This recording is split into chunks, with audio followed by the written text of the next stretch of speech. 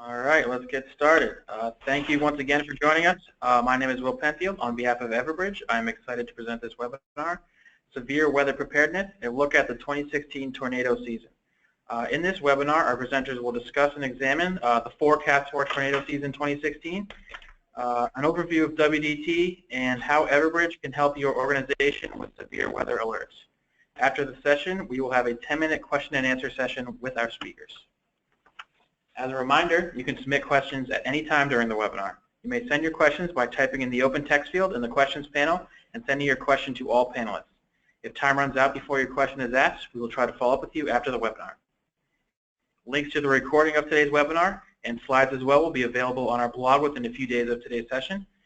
You can also look for a link to all recordings of our webinars on everbridge.com under our resources section. And if you're on Twitter, we encourage you to take a moment to follow us at Everbridge and share snippets of insight throughout our program with your followers. We'll even retweet some of your comments. And now I'd like to introduce you to our speakers. First off, Dr. David Gold, a senior scientist at WDT. Dr. Gold's passion lies in employing multivariate dynamical and statistical methods to provide superior longer-term forecasts of high-impact weather events. David spent 8 years leading the Strategic Weather Initiative at Iberdrola Renewable Energy, where he led a team that developed forecast capabilities that provided superior strategic value to support energy trading and hedging operations. Additionally, he has a special interest and expertise in identifying the type of pattern transitions that lead to severe weather outbreaks and the large-scale patterns that tend to support their occurrence. He has independently developed several sophisticated proprietary frameworks for performing regression-based and canonical correlation analysis-based medium and longer-term forecasts out to 30 days. After David, we will hear from Mike Gauthier, who is the Senior Vice President of Enterprise Solutions at WDT. Mike has led the WDT North American sales operation since 2005, helping to generate revenue, increase market presence, expand vertical market segments, and build dynamic relationships. Mike brings extensive experience with business continuity sales and emergency management to WDT, the result of over 25 years of sales experience in the weather and outdoor recreation industries. Lastly, we will hear from Claudia Dent, who is the Vice President of Product Management at Everbridge. Claudia has many years of experience in the technology industry and has held executive positions in product management, marketing, business development, and general management at companies ranging from startups to large global enterprises. We are excited and honored to have all of our experts here with us today. And now I'd like to turn it over to our first presenter. David, you may begin.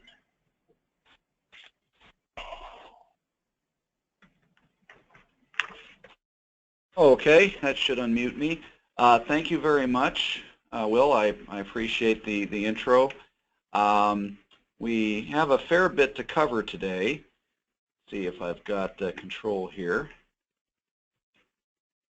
Now, let's see. There we go. Okay, so we've got a bit to cover. This will be a little bit unusual. We happen to be giving this talk today during an active severe weather event that's, I think, going to unfold in the next few hours, and we'll cover the ongoing situation here in just a little bit. First, I wanted to talk about kind of a historical perspective briefly. What I've provided here is a chart. Really, this should be a bar chart. I mean, a line chart is probably not appropriate for these types of data, but I wanted to give a sense of kind of the fluctuations in the tornado counts over the past, roughly 3 or 4 decades here. And I did make an effort to remove the secular trend from the data as well as I could, basically using the same kind of technique that the Storm Prediction Center uses in basically taking a recent year and adjusting the values by that and trying to remove the impacts of population growth and things like that. And what you notice in this chart, of course, besides the variability, is that recently, if you look in the right side of this chart, we had a few years in the late 2000s where activity was well above the average for the season. I should point out this is March through June tornado counts. And then here very recently, the last few years, we've been well below average on the tornado counts. In fact, in 2013, we reached a low that rivaled the all-time low for this entire period back in 1988. Delving in this a little more, what's happened recently to, I think, to kind of drive this overall levels of tornado activity, the 2009-10 El Nino event notwithstanding, we actually had a couple of years where we were in a La Nina situation back in, generally the 2007 to 2011 to even 12 period, but thereafter we started trending very slowly toward El Nino conditions, and there's a very loose relationship between U.S. tornado activity, especially the activity that occurs in what's known as Tornado Alley, the Great Plains, and up into the Midwest, and El Nino, Southern Oscillation. And generally speaking, when you trend toward a El Nino, you get a lot of westerly wind flow in the subtropics. Tends to be associated with split flows across the continental regions, including the U.S. And this is not terribly favorable for high-end severe weather seasons. On the other hand, during years like 2008 and 2011, you can see 11 we shattered the old record. This was a very active year that included what became the largest tornado outbreak in U.S. history, the one that afflicted the Southeast April 27th of 2011. In that period, we were in La Nina conditions, and the circulation during La Nina events typically features a somewhat poleward shifted jet stream, mid-latitude jet stream that cuts across the country, so you get more of a unified storm track near, perhaps a little bit north of climatology, and that's favorable for these progressive upper-level storm systems that move across the country, amplify over and just east of the Rockies, and wreak havoc. Where do we stand so far? Again, of course, after today and perhaps again later this week, this figure will obviously change a bit. If you can see in this mess, the black line, that was as of I think April 23rd, the tornado count for 2016 to date. We got a good blip here in the winter. Actually, this only goes back to January. We had a fair amount of activity in the winter. We've leveled off since then. In fact, we're way below normal for April, and we're likely to come up a bit after today, and then again perhaps later in the week. But by and large, we're below the majority of these lines. Certainly, well below 2008 and 2011. You see here. Let's see. So, what does an active season looks like? What an active season looks like in terms of the jet stream pattern.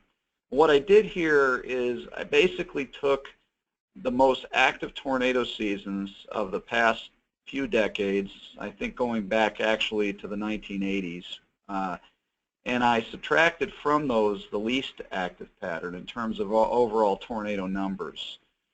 And not surprisingly, the overall upper level wind pattern that's associated with the most active years features a polar jet stream that winds its way up over the North Pacific and then down across the southwestern United States, and then from there up across the lower plains and into the Northeast, and that represents a storm track and an intense upper level low pressure system over the west. Again, this is a March through June average of the upper level pattern for the most active tornado seasons, again defining that as those spring months minus those that are the least active, and you get this deep upper level low over the west with an active storm track across the plains. You tend to get system after system that amplify here in the western United States, contributing to this composite signal, and then coming out, ejecting out into the Great Plains. Each system taps Gulf of Mexico moisture, which is able to sit here untampered with under this high pressure system that tends to exist downstream over the southeast and then gets drawn north as each weather system wraps up over the Great Plains. What about this year so far? Well, this year to date is almost the opposite. We have had influences from this El Nino event. Some aspects of the global circulation have stubbornly retained El Nino characteristics. In fact, we can make an argument that this El Nino event really peaked in March. And so the spring to date composite for the upper level jet stream pattern, as is fairly typical of El Nino, features a strong low pressure system over the North Pacific and a jet stream on its southward side. I should point out that this is quite a bit north and westward shifted versus if you were to take a look at a composite of the last few big El Nino events. We don't have that many, but if you were to do an El Nino composite, this jet stream over the Pacific is actually quite a bit shifted to the northwest. Part of that we think is due to climate change. Then it comes down, we've had a very high amplitude ridge along the northwestern coast of the North America and inland, and then that's kind of dipped down here around the Great Lakes area, which is why it's been cooler than normal at times in the east. And then here's the subtropical jet stream. Lately it's a bit further north than that, but again for this composite it was quite a bit farther south. So we don't have this unified storm track the way you do in the composite for the most active years. In fact, instead we have a split flow pattern. However, every now and again, two branches of the jet stream manage to merge, or you at least tend to get an active subtropical jet over the southwestern United States extending over the plains. And when you do, those are your relatively active periods in springs like this. So let's talk about the current situation. So we do have a fairly active week on tap. I should say this is not looking to be as high-end a severe weather event, particularly today, as what it was what it could have been. There were many parallels being drawn to some of the great outbreaks of the past, but it's become apparent that the environmental conditions don't quite match up. In particular, the wind field, the way the winds change with height are not quite ideal for a high number of long-track violent tornadoes, but we are going to have a severe weather outbreak today, it looks like, and there'll probably be quite a few tornadoes with that. And then we'll probably see another severe weather event Friday and Saturday, along with very heavy rainfall setting up for parts of the south, including Texas. Hopefully it misses Houston. Likely setting up for a fairly quiet start to May as the upper level storm that's to our southwest and responsible for generating this week's action moves east, and with some cooler and drier air coming in behind it and shutting things down for a while. Remains to be seen, just how that plays out. Longer term, we're likely to see more of the kind of what I call split flow upper level storm systems over the southwestern United States. And while not ideal for high-end severe weather, that will at least create occasional bursts of activity. Let's delve into the current situation. What I've done here is I've made sort of a poor man's composite. We've got a water vapor imagery, so this kind of shows you, this isn't the best, but you can see the swirl here implied by the way the clouds look over New Mexico and Arizona. This is basically a measure of a water vapor in the atmosphere, with the milky white areas being regions with a lot of, for example, in this region, this would mainly be high and mid-level clouds. You can see deep thunderstorm masses here over the Midwest. There's a severe squall line in progress across Missouri, and then a few scattered severe storms developed early over Oklahoma. But you can see here I've drawn for you the approximate position of the jet stream. This jet stream is shifting eastward, and it's about to juxtapose this tongue of, just think of this as energy available for storms to use once they develop. And that's what these contours are. And you can see these numbers doesn't mean much to a non-meteorologist, but I can tell you that numbers in excess of 3,000, and you can see pockets here of 4,000 to 4,500. This is very excessive. This represents a large amount of buoyant energy for storms to use once they develop. And in this corridor, this is where we're likely to see the most severe weather develop within a few hours, including giant hail and a few tornadoes. And eventually, as this all congeals into a line of storms tonight, we'll probably see a very strong straight line wind threat develop as this whole system progresses into North Texas.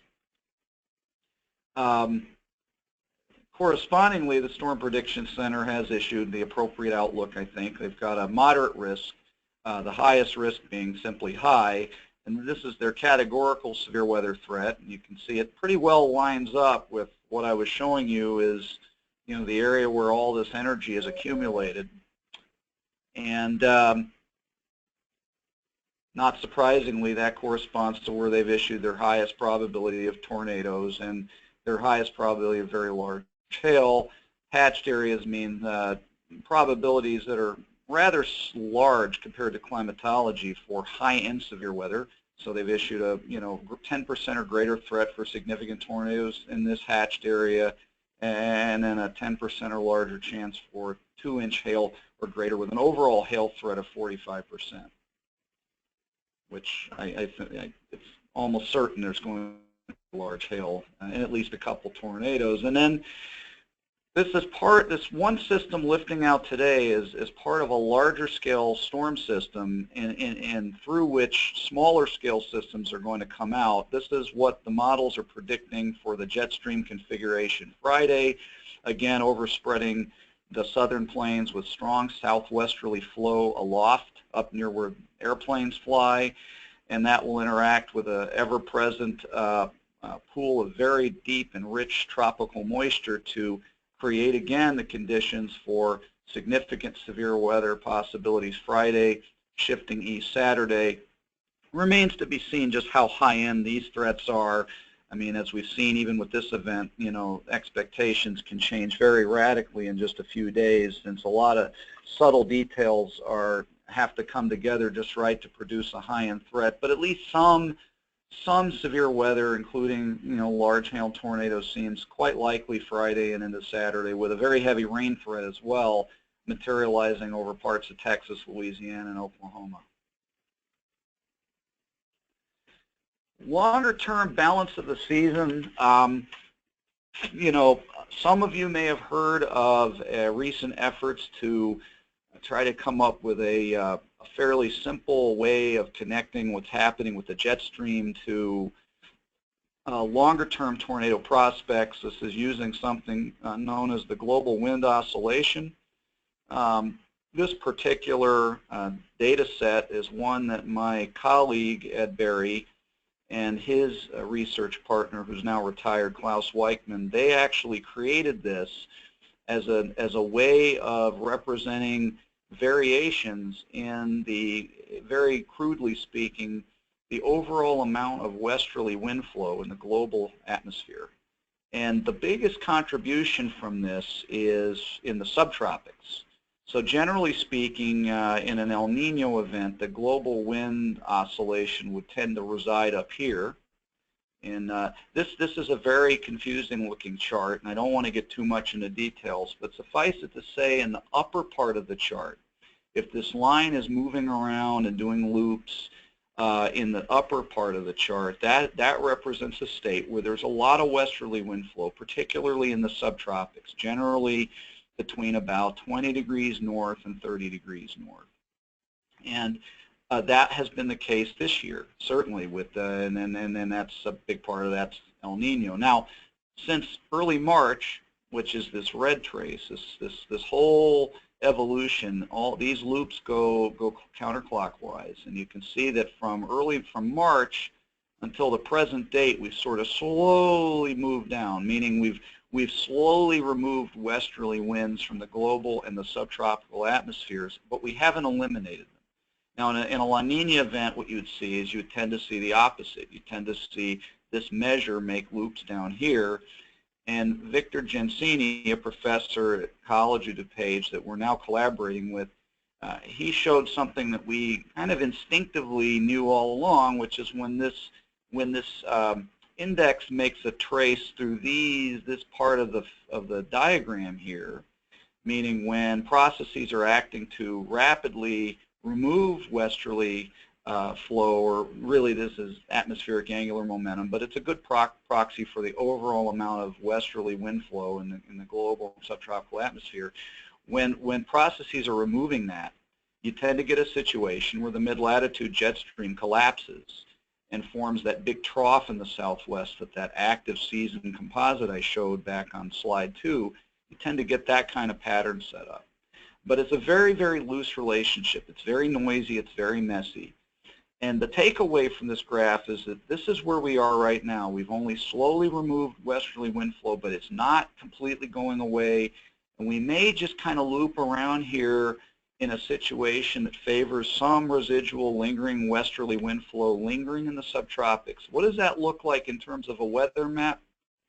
I formed a composite based on that idea, and what it shows is a pattern during spring characterized by a lot of low pressure in the mid-latitudes, which I've marked here with the black L's, and blocking high pressure ridges in the higher latitudes. So you get these storm systems that kind of amplify underneath, some of them in the southwest, and when they amplify over the desert southwest and overspread the Great Plains and the Midwest, southeast occasionally with a southwesterly jet stream, meaning winds blowing at high altitudes from the southwest and the northeast, those tend to be your more active severe weather periods.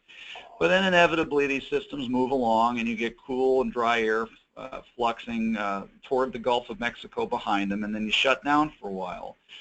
And you don't really get that unified kind of one single storm track with very strong progressive systems coming out into the Great Plains over and over again that you get in your most active season. So generally speaking, this kind of a split flow pattern where you've got this strongest westerly winds way down here on the south side of these low pressure systems, and then a polar jet that's very weak and shifted, off to the northwest here. That's not favorable for a high-end tornado season. So I really think when all's said and done, this is not likely to be one of the more active tornado seasons. That's not to say you're not going to get concentrated periods of active severe weather like we're seeing here in the short term, but this just doesn't tend to be favorable for a blockbuster year. And if we were going to have one, this kind of pattern, very favorable pattern, would have already shown itself by now, and we'd have much higher numbers in general. Finally, I wanted to mention that we are involved in a collaboration with Dr. Gensini and a few others, including John Allen at the IRI, which is an institute that specializes in climate studies, and Paul Servatka is another professor at COD, and some others. We're involved in what's called the Extended Range Tornado Activity Forecast, and this is an effort to use a lot of different information to make week 2 and week 3 forecasts of overall tornado activity. All we're trying to do, we're setting the bar very low. We're trying to predict whether a given week is going to have below average, average, or above average tornado activity. And on the page makes it clear exactly what that means. And we're providing the symbols based on our forecast here, as you see, and then we're verifying it. How did we do? Green means that we got the correct threshold. Yellow means kind of so-so. We had an error, but it wasn't too big, and red's just a bust. And we erroneously predicted the onset of this active pattern a couple of weeks ago, and we took a hit. And now we'll see how we do with these above normal calls here from the previous week. Our most recent forecast, we actually call for a below average activity for basically the first week of May, and then a return to climatology thereafter. Again, these are very experimental. We have a long way to go to flesh this out, but I wanted to share with you this page. You can kind of keep track of how we're doing here in this second year of trying to do this, and the first year where I'm fully involved in this effort. So that's all I have.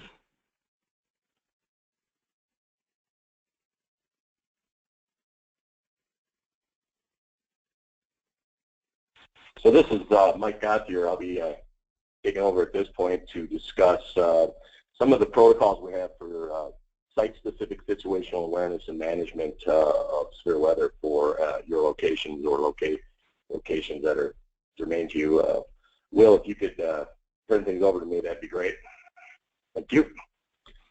WDT's been around for about 15 years, and we provide global meteorological data and content, as I mentioned, for a wide variety of enterprises, whether it's energy, ag, on and offshore, oil production, transportation, and events. We do everything from NCAA football, NASCAR to the NFL, outdoor concert venues, all that stuff, and very site-specific weather management systems. One of the things we take is a variety of meteorological data, whether it's from the National Weather Service, government and private data sources across the world, our own derived Skywise meteorological content that we run our own models with guys like Dr. David Gold. And then we have a full staff of meteorologists 24/7 watching assets and watching the weather around the world. We put that into our systems and do outputs for both analytics, as I said, outdoor events, ag, utilities, on and offshore, supply chain logistics, retail, those type of things. One of the things we noticed going forward is that we're really good at providing weather information for the location, and we can give you a tap on the shoulder and say, hey, pay attention. But that's really not a robust communication platform. So our partnering with somebody like Everbridge has really been the best of both worlds, because now we can provide world-class weather information germane to your location and your asset, and Everbridge can take their very powerful, use sophisticated communication platform and disseminate that out however you need it done, creating a true situational awareness platform. WDT has a set of tools that we work with Everbridge and Everbridge reps called Weather Ops, where we provide site-specific command portal and mobile app capability on all electronic devices. We can provide our own internal quick heads-up emails of mass notification, as we call it, weather mass notification, detailing your location, how it's going to be affected by the weather. We have meteorological consultants on staff who will watch weather for you and be available for your consultations.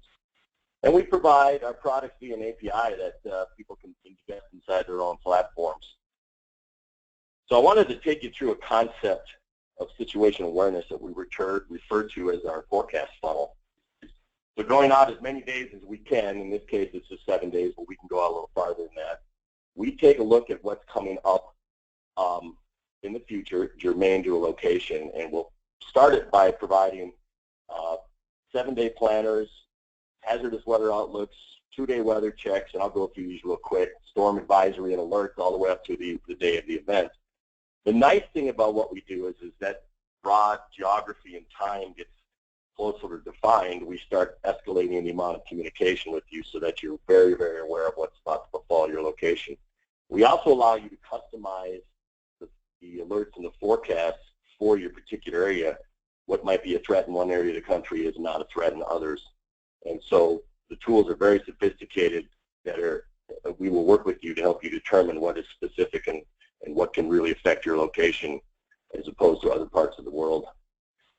So we provide what's called a color-coded planner every day, and it's a little hard to read here, and I apologize for that, but it goes out 7 days, and it's color-coded with threat matrix that you establish that lets you know green, yellow, or red on those thresholds when you need to pay attention for a particular location. We then, there we go. We then provide what's called a hazardous weather outlook, and I wanted to show you here, we actually took the event coming up that David just talked about, Dr. Gold just talked about, and started showing situational awareness for severe thunderstorms that would be expected a few days prior to this event. And as you can see as I scroll through here, we started amplifying. It's hard to see in the middle there, but you've got some yellow and red right over the hatched areas that the Weather Service is now putting out as potential for severe weather today. So that data was available to our clients going forward as pay attention, be aware, and you can see there's a discussion that goes with that. And then as of yesterday, when we finished this up, we started rolling these tools out, showing which you a little more refined and a little more detailed, and started actually triggering yellow or red alerts for those areas. Available also on our mobile apps, so you could take this with you instead of just having it on a desktop. As we get within a couple of days of the event, we'll actually break down your location into 2-hour increments going out 48 hours, and we take that green, yellow, and red delineation and fine-tune it so that you'll know exactly when events are going to start and when we estimate they're going to leave, so that you can make operational decisions based upon that timing. And then we trigger the alerts as they come forward. We also feed Everbridge, the National Weather Service watches and warnings, as they called SMARTWeather, that they feed out through their systems to you all, so you're getting those watches and warnings as well. One of the things I'd like to mention as far as situational awareness goes, whether you're using for a business or for your own personal use, there's some really great tools and apps that are out there. A couple of them we have won awards for. One is a weather radio. It actually turns your iPhone or Android phone into a weather radio and speaks to you when you're in severe weather.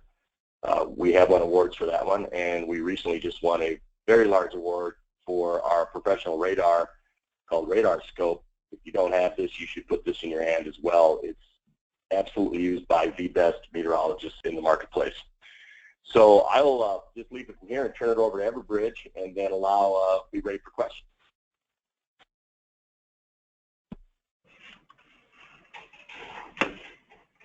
Hello, everyone. Thank you, gentlemen from WDT, for the interesting information about tornadoes. I always enjoy the perspective of the experts.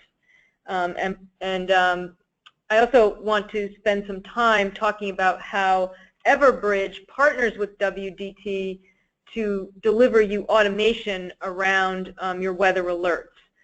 So obviously WDT is clearly our weather expert and partner. And Everbridge, from a communications perspective, provides an integrated platform that enhances the delivery of all kinds of critical alerts across many different use cases. And you know, our platform includes things like IT alerting, incident management, emergency notifications, etc. One of the key elements of managing emergencies is understanding, you know, situational awareness, and obviously one of the biggest things that our platform is used for is communicating through weather events. That's one of the most frequent kinds of communications that occur.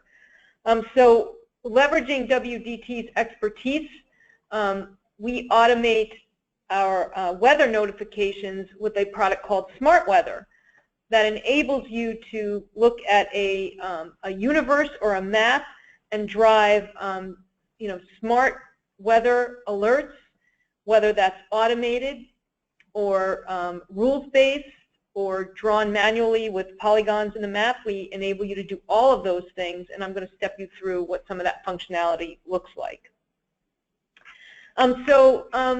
What we provide within the Everbridge universe is the ability to look at weather alerts that are coming from a situational awareness perspective. So in this particular screenshot, you see that there's a blizzard warning, and it provides, you know, not only some of the details about the blizzard and information, but it also provides the polygon of impact for that particular weather alert. And you can set the system up to automatically notify the contacts that are part of that polygon, that are impacted by that particular weather event, or you can select those contacts interactively right in the map and, you know, automatically send a notification from the universe. So you can have that automation set up behind the scenes, or you can do it within the universe itself. But you can always go to the universe to understand, you know, what weather alerts are active. Everything is time-stamped, geocoded, you know, polygon-oriented. So you have a running history of recent weather alerts, and you can see the timestamp of progression of those alerts as well. Within the universe, we also provide the ability to have WDT animated layers that provide animated satellite and infrared. So again, on top of the weather alerts, this gives you some added visibility into actually what's happening and what may be approaching your specific location of interest. So this, again, just provides a broader picture of situational awareness for weather. One of the key things is that behind the scenes, we also provide this notion of automated rules-based communication. So we can send messages for different audience based on their role or their location, and automatically trigger communications based on incoming WDT alerts that kick off, certain plans. So, for example, if there's a severe blizzard coming, you want operations to be notified, and you want them to take certain actions. That's a certain set of constituents that need, one message. For your employees or for the community, you want to send a separate message about, where to go perhaps for, shelter if it's going to be an event that, there might be a lot of power outages, guiding people around what steps they need to take, etc. If it's a tornado, you might even want to, on top of that, automate something like a siren. So one weather alert from WDT behind the scenes in Everbridge can automate 3 different kinds of messages depending upon the rules that you want to set up for automation. But the key thing here is to note that the automation is for different communities of people based on roles, and we can also activate devices as well. That's a key differentiator in the Everbridge system. One of the other key differentiators is the fact that once you reach out to people during a weather event, you want to make sure that your message was received. And weather events are particularly interesting because oftentimes different modes of communication can be compromised during weather events. Maybe physical phone lines are down, but the cell tower is still operational. Maybe people don't have cell access, but they happen to have wireless access. So for all of your contacts, and in not only weather events, but in other events where different communication vehicles can be compromised, we recommend having multiple contact paths for each constituent, and also providing the ability for them to confirm on contact paths that are most used by that particular person. So they have the ability to select which contact paths are more important, but again, you just keep reaching out to them until they respond on any number of those contact paths. And then in addition to providing situational awareness and weather alerts, Everbridge also provides other kinds of intelligence for situational awareness, including things like trending for social intelligence. So in one view in the Everbridge universe, you have access to frontline intelligence, messages coming from your own constituents, social media, and weather, so that you can put together a full picture of what's transpiring. And that really is important for not only during a weather event, but preparation before a weather event, if it's a hurricane or a blizzard or something that you can indeed prepare for, or after the weather event to understand and get information from your constituents on what actually transpired. So the example here taken from Hurricane Sandy is the aftermath is someone leaving their house for the first time and reporting via pictures the things that they were coming across and how dangerous certain areas were and how compromised certain electrical systems, etc., and the infrastructure was really compromised, and the danger that people might be in. So having that ability to look across a wide area and understand the trending from the community is very, very important, and that's another element of our solution is the experts combined with that community engagement, which gives you a full communication strategy for weather events. So just in summary, Everbridge provides unified critical communications. We are a global organization. This is our 11th straight year as the market leader according to Gartner.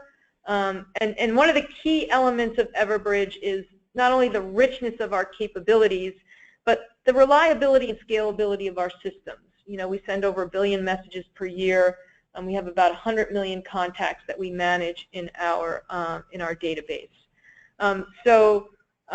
You know, I can talk all day about Everbridge, but the important thing is understanding, you know, how our customers are leveraging our capabilities. And I would invite, you know, all of you within your respective markets and areas to feel free to reach out to Everbridge, and we'll be happy to help you with any number of your critical communications challenges. So with that, I really want to leave some time for questions. And I want to once again thank the WDT team for presenting the important and interesting information on the tornado situation, and also how, from an enterprise perspective, WDT has special offerings to help you, you know, really manage, you know, weather events and really protect yourself as much as possible. So I'll turn it back over to Will for the Q&A. All right, thank you so much, Claudia. Yeah, at this point we are going to open it up to questions from our audience. As a reminder, you can submit any questions you have by typing it into the questions panel in the open text field on your screen and submitting it to all panelists. We have about 5 questions that were pre-submitted, but we do welcome all of your questions, so please don't be afraid to submit any. David, first question is for you. Actually, Alan from the audience actually submitted this during your portion of the presentation. He was curious as to what AAM stood for on one of your charts. Yes, that's a good question. It's atmospheric angular momentum.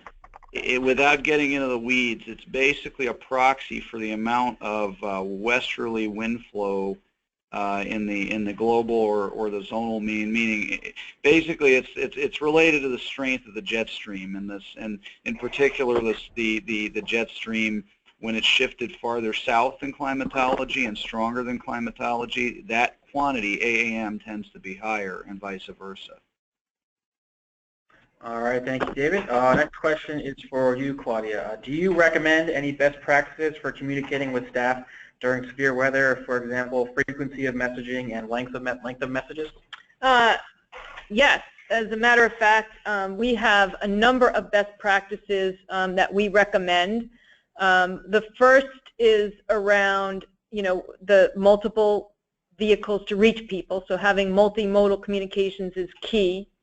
The second is around the frequency of messages, and I think the important thing there is, you know, not only how often, but when you start your communication. So if it's a weather event that you are aware of, like a hurricane or a blizzard, you want to communicate with your constituents, you know, before, during, and after the event. And you want to have frequent enough communication with your constituents, certainly when anything changes, so when the situation changes, and also periodically to tell them that nothing has changed. So that's important as well, so that they are comfortable with, you know, the information that is being provided. And the third best practice is around the kind of messages and the way you want to construct your messages. So you want to make sure that your messages are crystal clear. They should have no more than 3 sentences, 3 ideas, and 30 words, and we call that the 3-3-30 rule. And that's a great way to ensure that you're following, you know, some conciseness, and also, you know, providing people with information that, you know, that they can act on. And you don't want to overwhelm people either. In an event of an emergency, you know, less is more, clarity is key. All right, thank you, Claudia. Next question is for you, David. We actually have two similar questions, but different parts of the country. So people are curious about the outlook for Texas and also the outlook for Virginia in terms of tornadoes this season. Well, when you start trying to drill down to particular locations, it can be almost impossible to give anything more than a very crude overview. But if we continue with this split flow pattern, meaning a break between the jet streams with the polar jet stream directed largely up into Canada and the subtropical jet stream continuing to get involved with the formation of these large upper-level storm systems over the southern U.S., that would tend to be a relatively active period for Texas. You could see day after day of southeasterly, moist southeasterly winds impinging on a dry line coming out of eastern New Mexico, and you can often get day after day of severe weather over Texas in these types of patterns. Not necessarily high end, certainly not the kind of day after day big tornado outbreaks that we saw, for example, in 2011. But you can get above normal rainfall and lower end severe weather with that kind of pattern if we're right in the prevalence of of that kind of a split flow regime taking hold for most of the rest of spring. As far as the Mid-Atlantic, to answer that question, that this pattern can be productive in terms of heavy rainfall, but again, not a terribly active, not terribly favorable for severe weather in the Mid-Atlantic either, because again, in years where you've got more of a stronger storm track across the center of the country that basically extends from the west to the east, that's where you can get these big storm systems that can progress across the country and bring all modes of severe weather, from the Central Plains all the way on east. And at least right now, it doesn't look like that's going to happen for very, very often this spring, unless things fundamentally change with the weather climate situation. All right, thank you. Next question we have could possibly be Claudia and Mike. How does the WDT feed to Everbridge pinpoint the weather it's based off of? Does it use polygon modeling or a countrywide? How granular does it get? Yeah, so I will let I'll let the WDT folks cover that one. Sure. So the alerts that we provide to Everbridge in their smart weather is based on what's called VTech polygon alerting that's generated by the National Weather Service. So it's the actual polygons that the storm prediction and the Weather Service guys or Severe Storms Lab guys are drawing during an event. So it could be part of a county, cover multiple counties in case of watch. It could be whole statewide, but it's really based on that polygon. It's called VTech. It's not county-based at all. It's the most accurate thing that's available today. All right, thank you, Mike. Another quick question for you. Somebody in the audience would like to know the name of the WDT Weather Radio app again. It's called Weather Radio, WDT Weather Radio. I can send the link for that and the radar scope app to you, Will, that you can shoot out to everybody on this if you'd like. Yeah, absolutely.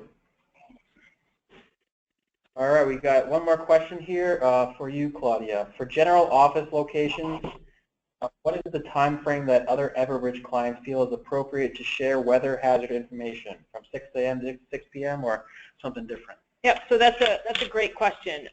So it depends upon the kind of hazard that's involved. So one of the neat things about the Everbridge weather alerting system, you can customize when you might want to have quiet hours, but for certain weather events, you can override that. So for example, if there's a frost warning, it's likely you don't want to get a phone call at 3 a.m. in the morning telling you that there's a frost warning. However, if there's a tornado warning, you certainly do want to be alerted of that. So in the Everbridge system, you have the ability to customize that to say, these are the hours that are considered quiet hours. You can customize that. And these are the kinds of events that would be possible overrides to that quiet hour, depending upon where you live, tsunami, tornado, flood, etc. All right, thank you, Claudia. With that being our last question, we are going to wrap up here. I want to thank Dave, Mike, and Claudia for a great session, and to all of our attendees who were able to join us today. If you missed any part of the webinar, be sure to look for the slides on everbridge.com/blog. You'll also receive an email with a link to the recording in the coming days. If you haven't already, please take a moment to follow us on Twitter @Everbridge and join our group on LinkedIn, Everbridge Incident Management and Emergency Notification Professionals. For those of you interested in requesting a demo of the Everbridge system, please visit everbridge.com/request-demo. Thank you all again for your participation in today's webinar. We hope to see you online again soon. Have a great day.